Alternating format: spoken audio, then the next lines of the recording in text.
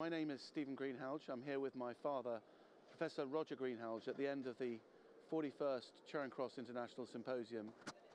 Dad, you started the symposium in 1978 when you were far younger than me as a consultant in Charing Cross. Can you think about that time and what it meant to you to get an academic symposium off the ground that's now grown to be the largest leading vascular symposium in Europe, if not the world? Well, in 1975, as a family, we went around the world after a fellowship. And you remember we went all the way to Hong Kong, where I operated with the great GB Ong, to Australia, which we crossed and saw every centre there, every vascular centre. And then across America, starting in San Francisco, taking in many centres, including Houston with DeBakey, Cooley and so on, Harvard, etc., and Northwestern University, where I was offered a position as associate professor. And a year later, 1976, I was invited to the Brigham Hospital with John Manick, and he then came to Charing Cross and operated with me. Then I was about 35, and I was then a senior lecturer. I was an associate professor under a professor myself. And 1977, I was invited to Northwestern and stayed at the Drake Hotel by John Bergen and Jimmy Yao. And I saw this extraordinary meeting that the Americans did, where they had a faculty of excellent people who wrote a chapter in a book, and the book was produced on the day of the meeting. Wow. And I was impressed. And I thought that that would be wonderful if that could happen in Britain. And in 1978, the Charing Cross first meeting took place, and all of these wonderful people that I met came to Charing Cross. That's amazing, because at this meeting we finished with probably more than 4,100 attendees over 4 days from more than 85 countries, enormous number, 85 exhibitors, people wanting to learn and get the best, very best, high quality vascular education probably in the world. And they're coming here to Olympia in the heart of Hammersmith, not far from the Charing Cross Hospital, where you spent almost all your time as a consultant, then professor. It's great that so many people are coming here to learn. But tell us about what it felt like to come to a relatively new hospital in, what was it, 1976? I think it was. So I'd been a student at Cambridge and St Thomas's, and that was very establishment. And I was allowed to go to the Hammersmith for a little while. A boy like you should go to the Hammersmith, but not for too long. So I learned some research there, and whereas I hadn't been a natural with biology in an undergraduate degree, I naturally had the problem-solving ability. So that I went to Cambridge with quite high grades in mathematics, physics and chemistry, and extremely low grades as an undergraduate in Cambridge because I didn't like learning biology. But suddenly at the Hammersmith I could use my mathematical problem solving, which was my strength, and could see how to make forward steps. And so that was very accommodating. And very shortly, after a period of a lot of surgery out in Colchester, Essex County Hospital, I then surprisingly was promoted to Barts as a chief assistant to the great Jerry Taylor, Professor Gerard Taylor, who did the first lymphogram, and is a great, great technical surgeon. And I was frankly appointed before I would expect to be. And that was at Charing Cross, where there was a vascular surgeon, Brian Bliss, who went to Fulham as a consultant. And my first thought was, I would hate to be a senior lecturer with the view to being a professor and finish up going to Fulham as a consultant. I may as well have done that straight from Barts. So I was very worried. I thought this might be a dead end for me.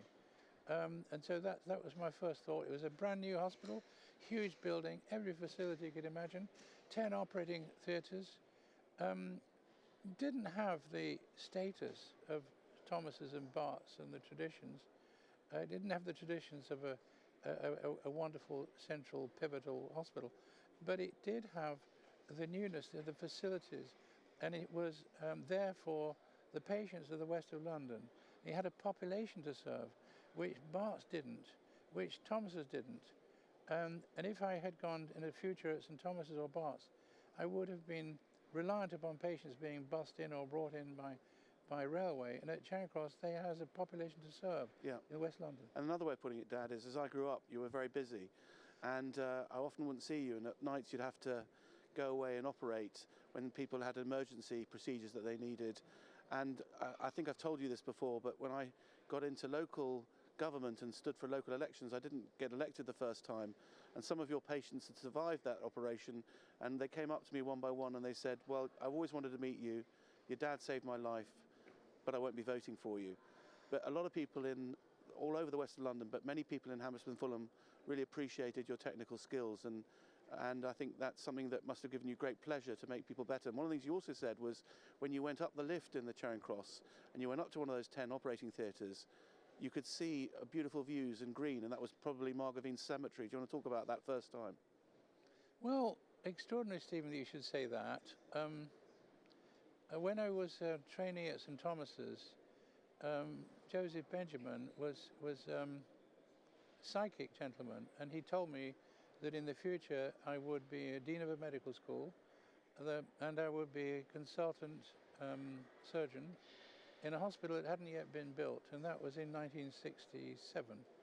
We looked across the Thames, and I thought that would mean that I would not be at St Thomas's, and I was sad about that. And Benji told me that I would operate in this hospital and become well known, and in the operating theatre I would recognize what he was telling me, because I would go into it and I would look down and I would see green. And I said to Benji, that's not possible. An operating theatre will not have green. You will not look out of the windows, because people don't look into you don't have windows because people could look into it, and it has to be private. Well, he said, this one will have windows, and when you look down and you see green, you'll say, Benji told me I would see that. When I went to Charing Cross Hospital, just as you say, I went up in the lift, and almost as if I knew what I was going to see. And I said, which operating room am I going to work in? They said, Theatre 9. And it became Theatre 10 later. But went into Theatre 9, and I slowly went to the window, and I looked down, and I saw Margravine Cemetery, and it was all green. And Benji told me I was going to see that. And it was a new facility, only opened in 1973, looking down on green, all been predicted. I shouldn't say this as your son, but a lot of people joke when they came to be educated at Charing Cross, that was your follow-up clinic. That's true. And that was a great one. They wanted me to fill the place quickly, quite right.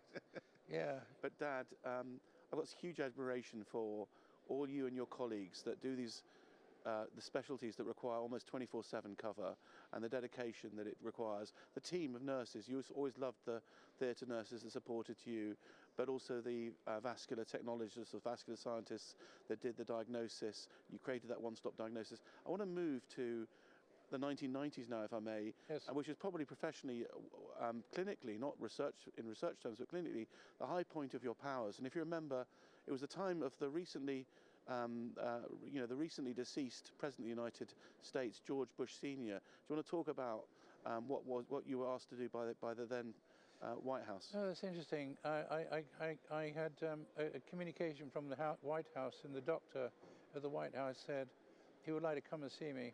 And he came into my office. By now I was professor, and he sat down in the professorial office, and he said, President Bush is a mighty careful gentleman. And he does not want to have the same surgical advisors as his predecessor has, and he would like for you to take care of him if he's needed when he's in Europe, and particularly have a base in London. And we'd like you to do that. Now, are you prepared? We're doing that because at the Charing Cross Hospital, you have put together a group of surgeons. You've got every facilities that the president would require. You've got cardiothoracic, you've got neurosurgery, you are the de facto West of London trauma centre, and you serve a large number of people in the outpatients. As well as that, you've got ear, nose and throat, you've got eyes, you've got skins, you've got every specialty, all in this building. If it's good enough for the people of Hammersmith and Fulham, this is where the President would like to be treated. Can you make certain that all of those of your colleagues, particularly your surgical colleagues, will be available when the President's in town? And that was the understanding that I had to do. and that became the case. Then I got a certificate which was to say that the Charing Cross Hospital was regarded as the centre for the President Bush. That's remarkable. And then there were some tough times, because the reality is that, my memory serves me right, you became Dean of the Medical School really in a time when the hospital suddenly faced a closure threat. And you can argue the extent to which that was a real threat, but if you remember, there was first the Tomlinson report, and then something euphemistically titled Making London Better, that suddenly created an option where Charing Cross closure was very much on the cards. And I was involved as your son, as a very young marketing person at Procter & Gamble with my colleagues, Tim Davey, who went on to be an acting Director General of the BBC and is still a senior member of the board at the BBC as Director of BBC Worldwide, and my lifelong friend Andrew Ground. And we as young P&G brand managers advised you as the new Dean of the Medical School. And I want to show you some pictures, Dad, because I found examples of the mobile poster campaign that we did, if you remember. Oh, please do show me that. Because let me tell you that at that moment, I was not the normal person that I would be a Dean of a medical school, but my colleagues came to see me and they tried to persuade me to do it for a period of time until stability followed. And the threat of closure and the loss of the services in such a new hospital, they believed was a real threat. And so the understanding was that I'd be Dean for that period of time. And you were quite right. A campaign followed.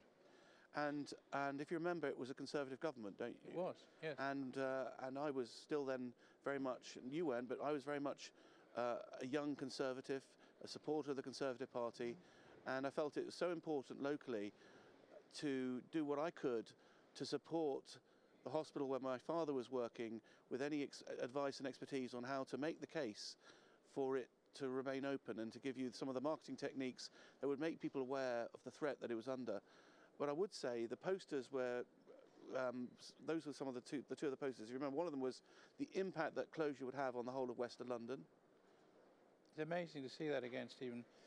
I would say my memory of the three of you, great marketing experts, was you were driven not by marketing, that was a tool, but you were driven by concern for the service drop which would follow.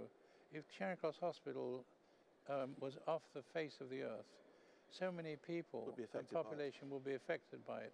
And it would be too late unless you acted. You could see the Charing Cross with all of its regional groups and centres and all of these specialties, good enough for the President of the United States, would be lost to the people of Hammersmith and Fulham. And this is my personal favourite, Dad. It was the pictures of all the limbs to say that if the building closed at that time with all those skills in one place, that healthcare, the specialist healthcare would be all over the place. Just look at that. That's on Fulham Palace Road. Fulham Palace Road, Dad. That is just up from where the President would President's team rehearsed landing his helicopter right outside Charing Cross Hospital. And that hospital, good enough for the President, was threatened with closure. Well, the remarkable thing of the whole story was it also brought together everybody locally. Do you remember Clive Slowly, the MP for Hammersmith, and Matthew Carrington, the MP for Fulham? Two people from two different parties that locally worked so closely with you. The trade union supported, the Liberal Party supported, the Labour Party supported, the Labour Party mayor. Absolutely, every single person supported Charing Cross. It was very much a cross community mission. Joan Caruana. Absolutely. Councillor Joan raised money for the hospital, if you remember, as a mayor. And so that was the era where everybody worked together and marched in step. You know what? It was like a coalition.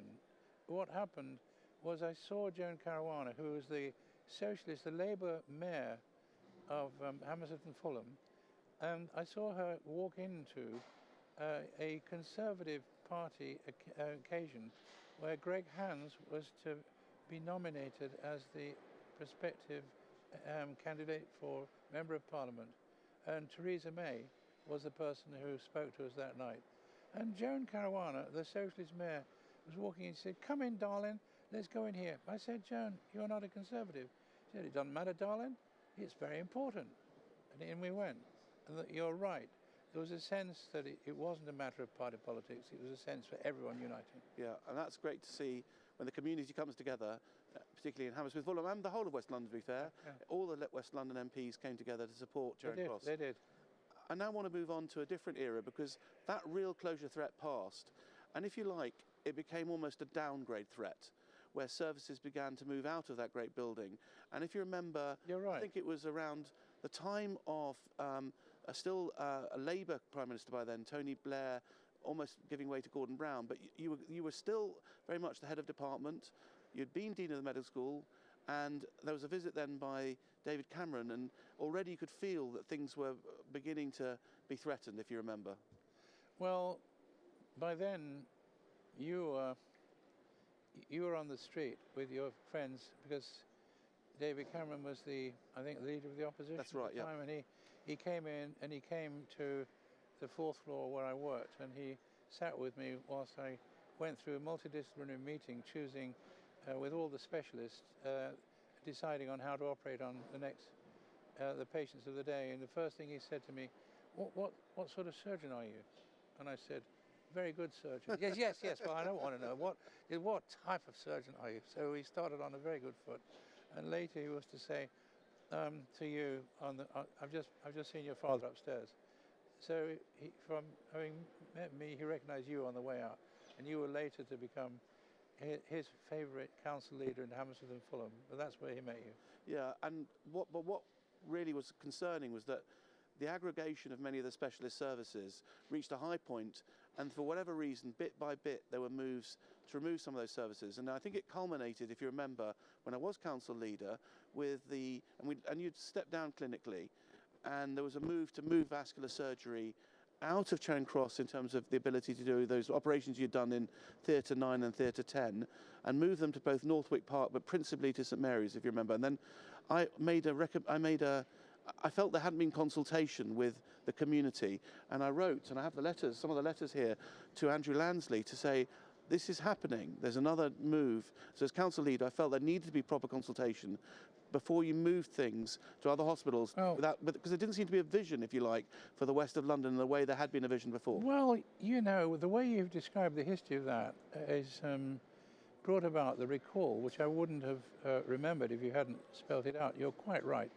In the first instance, there was a sense of unity, that it was preposterous to take away that facility, because it wasn't just a facility for the locals.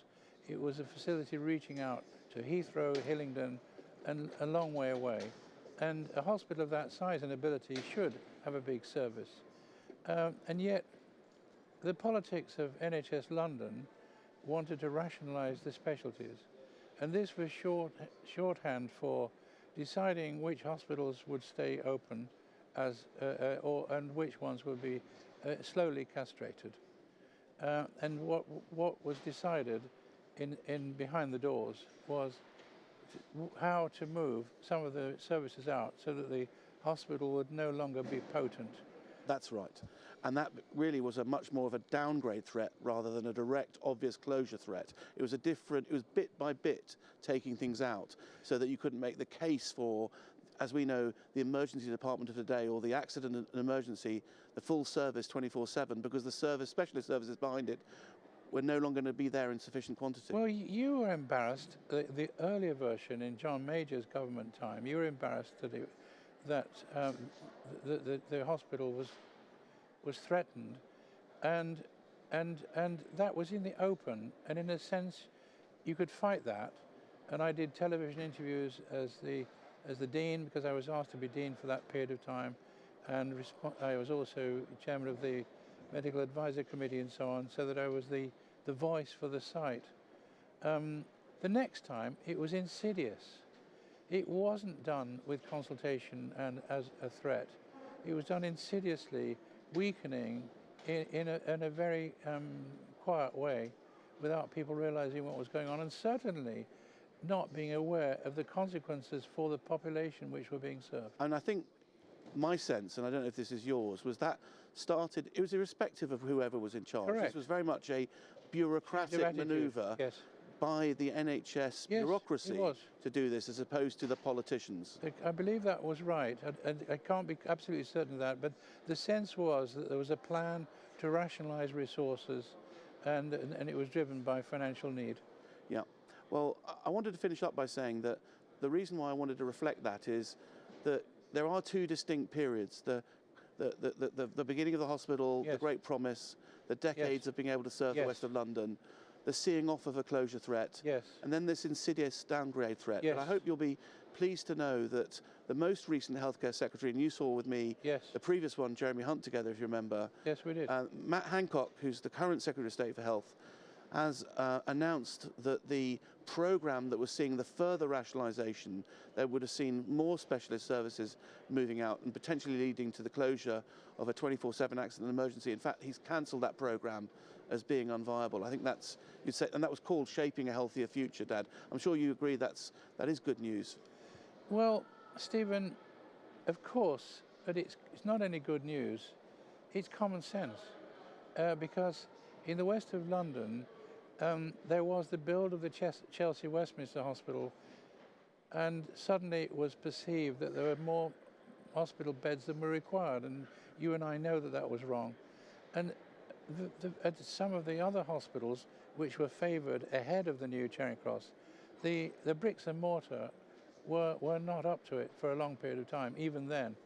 But as time went on, St Mary's has become dilapidated, and now there are television pictures of St Mary's requiring millions to upgrade it. 100 million to upgrade it. And the Hammersmith was almost slowly built in parts. Patchwork quilt. Patchwork quilt. Wonderful work going on in parts, but unplanned, but there's space there. The Charing Cross was a beautiful building. It's very functional. It was obvious that the facilities should be used, but somehow it didn't quite fit the plans of the NHS at the time. And suddenly, the Secretary of State has now reversed the trends of many years, and not before time. That hospital can work like a dream, and it has the facilities, and the facilities can be used absolutely bumps full. Wonderful operating theatres, potential for wonderful latest X-ray facilities, substantial room for research as well. The space can be rationalised, and it's an obvious thing to do, and it's a clever move. Can I finish off by saying that I'm a resident of Hammersmith and Fulham, and I haven't shown this before now to you, but what's happened now is a much more partisan view of how the hospital's been saved and people trying to claim credit for it. But I wanted to show you, this has come from the council and it's been paid for by taxpayers. And this is a summary of how they see the chronology. And I was wondering what you make of that, because I haven't shown that to you before, but it starts much more recently and essentially makes out that it's a campaign group that has done this, and the history of that campaign group is just over the last couple of years, and that somehow it was the Conservative Council at the heart of trying to close the hospital. Would you like to make a comment on that? I know for a fact that in your time as the leader of the council, after many years of Labour, the hospitals around serving those people were safe, because you always cherished the need to have the people well served in that and further, because you realised that a good hospital serving beyond Hammersmith and Fulham would reflect well upon the people of Hammersmith and Fulham. After your time as leader, some of that certainty was not as sharp, and there was not quite the same resolve, even before a change of political leadership in Hammersmith and Fulham. But there's been only recently, I didn't see this sequence before. I know that the Conservatives in your time did everything for the hospital, and I know that in that time there was cross-party support, which I liked the most of all. So I'm not going to say anything other than praise for anything the council, whichever colour, has done now. I'm very, very grateful that they've done it. But I will say that I liked most when it was made clear that this is not a party political matter. That's the point I wanted you to make. It should not be. It should not be Lib Dem. It should not be Labour. It should not be Conservative. For the people of Hammersmith and Fulham, there should be union of purpose with all the political parties, and not to make this a party political issues. And that one I will agree with you. I completely would like, that's exactly what I wanted you to say. This is not something that needs to be weaponised or made a party political football. We want to go back to the time when everybody stands together in the interests of the population that it serves, that Charing Cross continues to have such a great future to serve Hammersmith, Fulham and wider West London. And that's you what I made wanted to say. plain that you're the Conservative activist. I'm not. You didn't brief me on these things, and you know very well that I've just told you the truth about what I think. And that's why I wanted you to say the truth, because I've really appreciated how you've looked after so many people, and so many people are grateful for you. And now that you're not only what you've done in terms of looking after patients, but all the trials that you've done that have influenced practice around the world, you've always had patient interest at the heart of what you do. And I want you to know it's been a privilege working alongside you to make this meeting happen, but also to see what you've done and to make patients, so many patients, better, but also influence practice beyond. And that was all done from the bricks and mortar of Charing Cross Hospital. Well, Stephen, you're an exceptional son. We went around the world together. When the Charing Cross was threatened, you went to defend it and the people of Hammersmith and Fulham. And since the world tour, as a child, we've tried to have similar aims of purpose.